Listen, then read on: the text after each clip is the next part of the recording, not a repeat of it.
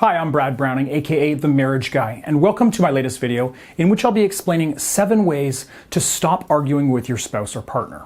Now, the tips and tricks that you'll learn in the next few minutes are based on both academic research and on my 13 years as a relationship coach, and they really do work well, extremely well in fact, if you use them correctly and consistently. So if you are fighting way too much with your partner and it's taking a toll on your marriage, please pay close attention because these simple techniques could end up preventing separation or divorce. Now, before we get into it, please remember that a certain amount of disagreement is totally normal in all romantic relationships. It's not a problem if you and your spouse, get into an argument every now and then. And actually, in fact, studies have shown that the occasional disagreement in a marriage is actually a healthy thing. But that's really in small doses only. When arguments and fights become too frequent or too intense, they can do major lasting damage to your relationship and really even lead to divorce in the long run. So in other words, a few fights now and then is nothing to worry about, but if you're arguing regularly or those arguments are extremely toxic and heated, then you definitely need to take action as soon as possible. Now, if you're watching this video and you're already in a desperate situation with your spouse, for example, if they've clearly said that they want to get divorced or told you they're not sure, if your marriage will survive, well, begin by taking my free quiz at marriageguy.com/quiz to get a better idea of where you stand and how much hope there is for saving your marriage. Now, let's get into the important stuff, the 7 techniques to argue less with your spouse. So number 1, take responsibility for your role in the arguments. So if you're like me, then you probably hate losing at really anything. You hate to admit that you might be wrong or that you've made a mistake. But when it comes to arguing with your spouse or partner, you really need to put that kind of mindset aside and be willing to accept responsibility for your role in any argument. Now, it may feel like your spouse is the one always starting fights or who's always in the wrong when you disagree. But if you take a step back and look at things objectively, often you'll find that you are indeed contributing to the problem. And furthermore, when you're in a heated argument, sometimes it's easy to lose sight of the bigger picture or start focusing only on winning rather than the real issue at hand or the effect that the argument might have on your partner's feelings. So research has shown actually that feeling being right or winning in an argument is actually never as satisfying as you imagined it in your mind. So instead of trying to win arguments with your spouse, try instead to focus on seeing things from your partner's perspective and then aim to come to a positive outcome of some sort, even if that means you need to swallow your pride and lose the argument because you realize that your partner has a valid concern or that this is something really important to them. Now, I know this is really difficult to do in practice, but constantly reminding yourself, to take a step back and try to see your spouse's side, and then admit to being wrong or accept a loss when it's necessary to maintain harmony in your marriage, that's definitely going to help. So if you care about the health and the future of your marriage, you'll be willing to really step back and try to see your spouse's perspective and what role that you might really play in contributing to any fights or arguments. And number 2, carefully pick your battles. So nobody's perfect, and your spouse is certainly no exception, as I'm sure you're well aware. So it's inevitable that your partner is going to do or say things that are going to irritate you. But it's important to take a step back and really evaluate what's really worth fighting for. Is it really a huge issue if your wife never folds the laundry when you ask her to? Do you really need to get into a screaming match with your husband every time he's 10 minutes late for a dinner date? Really, at the end of the day, you need to decide what you can live with and what's really worth battling for. Now, don't get me wrong, this is not to say that there aren't times when you need to hold your ground and really stick up for your convictions and for what you truly do believe is a truly critical issue in your marriage. But, for the little things or the things that don't matter much in the grand scheme, you need to do your very best to just let them slide. At the very least, anytime you feel an argument brewing or you want to complain to your partner about something, first, take a mental pause and step back and briefly, just ask yourself if this really is a big enough issue to start a potential argument over. Now that ties in nicely with my next point, number 3, apply my 30-minute rule. So one of the most effective dispute diffusing methods that I teach to all my coaching clients is what I call the 30-minute rule. Now, this is a pretty simple concept. Really, anytime you have a complaint or an issue that you want to raise with your spouse that might lead to an argument, wait at least 30 minutes before you broach the subject with your partner. Now, as simple and dumb as this may sound, you'd honestly be amazed at how often it can actually prevent an argument from happening at all. Just taking 30 minutes to think things over before bringing up a complaint or an issue, it allows you to cool down, step back, and again, take a look at the bigger picture.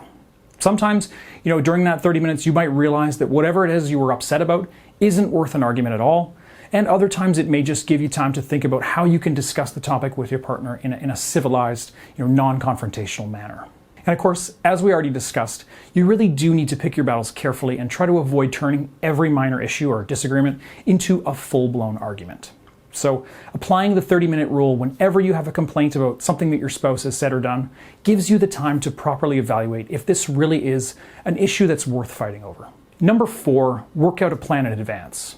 So if you do use the 30-minute rule that I just talked about, and I really hope you will, then you'll always have at least half an hour to think about what you're going to say before you dive into a heated debate with your spouse. And during that time, you should plan exactly what you're going to say to your spouse in advance. Now, sometimes, especially for the really big and difficult issues, it may even be worthwhile to write down what you're going to say. And if you can stick to the script, then you'll help to avoid saying something that can turn a civilized discussion into a major argument. And your spouse is also going to be much more open to the discussion and less likely to immediately become defensive or feel like they're being attacked right off the bat.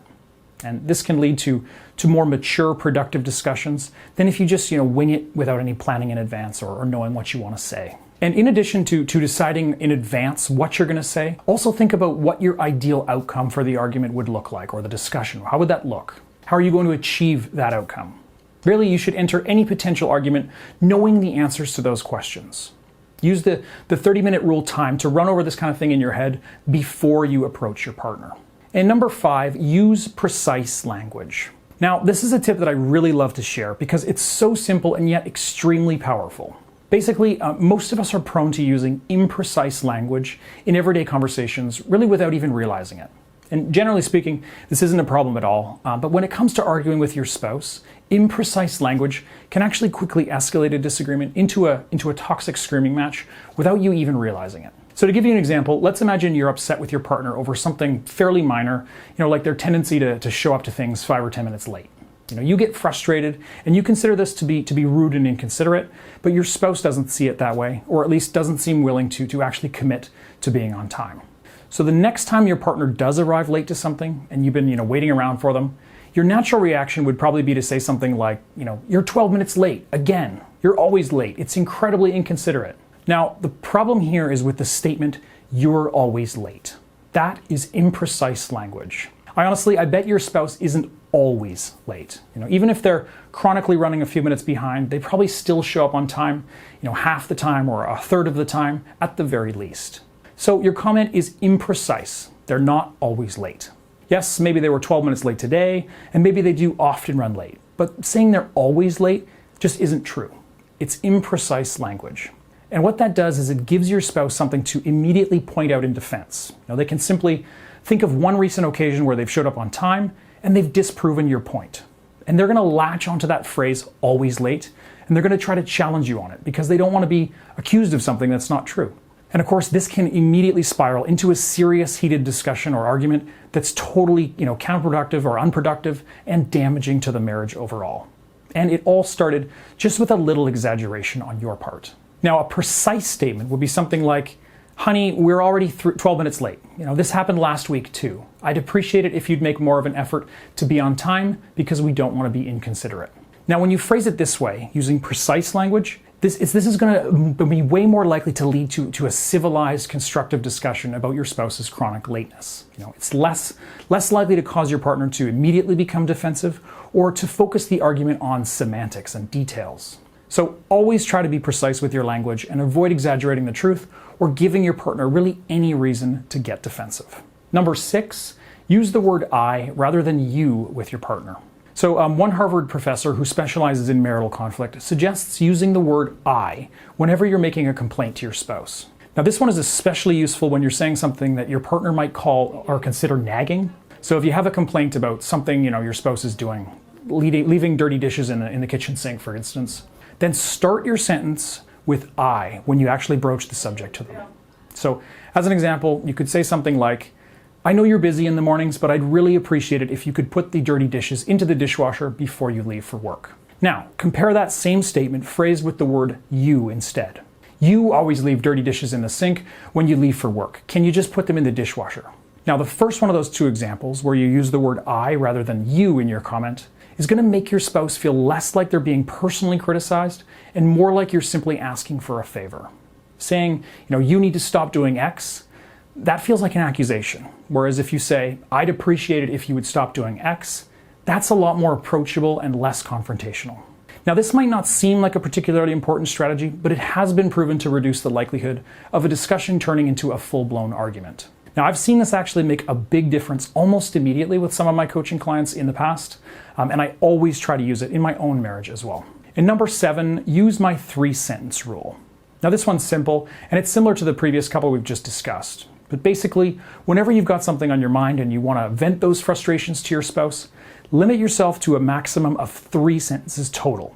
That's going to ensure you don't go on a rant that escalates the discussion as soon as it begins, and it keeps you focused on the specific topic at hand. So let's say, for example, your spouse constantly makes excuses to avoid social gatherings with your family. Now, understandably, this might upset you, and you might want to bring the subject up with your partner.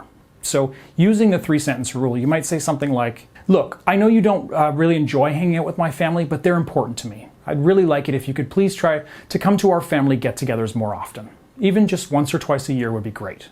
And that's all you need to say to get your point across. Really, and by keeping it brief and using a polite, non-confrontational tone, you can really keep emotions in check and usually avoid a more serious argument. And this 3-sentence rule is especially powerful when you combine it with the previous couple of strategies that I covered, like the use of precise language and the word I instead of you. And lastly, a quick bonus tip, number 8, and that is watch my full video tutorial for free at marriageguy.com. I know, shameless self-promotion, right? But really, the full video tutorial that I've put up on my website, marriageguy.com, and there are actually 2 versions, one for men and one for women, is packed with proven, easy-to-apply techniques that can start to make a huge difference in the health of your marriage immediately. In that video, I basically lay out a step-by-step plan to save a marriage from the brink of collapse with or without your spouse's involvement. So if you are really worried about the future of your relationship and think that you might need to take action to save it, just go to marriageguy.com and watch my full tutorial video for free while you still can. And that just about does it for this video. Thank you so much for watching all the way to the end. I hope you're able to put the things that I covered in this video into practice, because if you do them properly and you use them regularly, it's going to make a big difference to how often you fight with your spouse and how damaging those fights are for your marriage. Thanks for subscribing, thanks for liking this video, and I will see you in the next one. Bye for now.